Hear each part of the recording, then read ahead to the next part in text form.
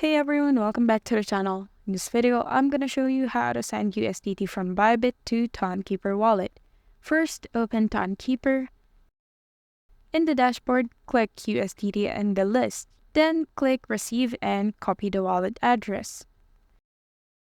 Switch to Bybit, then go to Assets at the bottom right menu. Then click Withdraw and choose USDT. Paste the address you copied from Tonkeeper. Choose Ton as network. Just put none required on memo, then here type in the amount you want to withdraw. Security verification will appear. They'll send a verification code to your Gmail here as well as the Google verification. Once everything is correct, tap confirm, wait for a few minutes, then check your balance on Tonkeeper to see if it's already there. And that's it. If you found this video helpful, don't forget to like, subscribe, and comment down below if you have any suggestions or questions. Thank you for watching and see you in the next one.